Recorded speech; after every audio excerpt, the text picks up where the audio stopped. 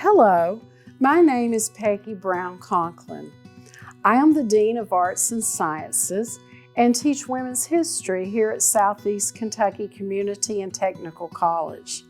Today, I will be featuring Elizabeth Cady Stanton for our International Women's History Month celebration. In July 1848, in Seneca Falls, New York, a group of women launched the first wave of feminism at the first Women's Rights Convention. The leader of the group and the driving force behind the convention was Elizabeth Cady Stanton. Stanton grew up in a world where women had little legal status. They could not vote, own property, or enter professions. Born in 1813, Stanton from an early age became aware of injustice. Unusual for the time, as a child, Elizabeth often was at her father's law office. One day, a woman came to seek legal assistance.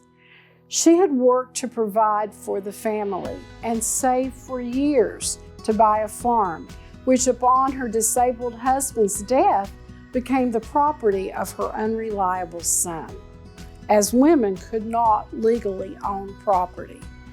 She feared the farm would be lost. Outraged, young Elizabeth vowed that she would change that law one day.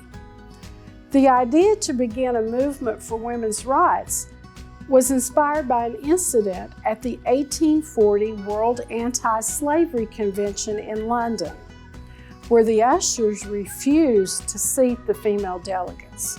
Stanton decided a convention for women's rights was needed. In 1848, she stood before that convention and read the Declaration of Rights and Sentiments, asserting, among other things, the right to vote for women.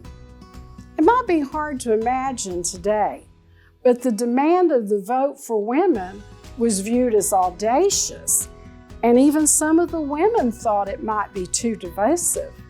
Due to the work of Stanton and her colleagues, New York and some other states granted property rights for women. However, despite 50 years of labor, women would not gain the right to vote in her lifetime. In 1920, the 19th Amendment finally granted the vote to women.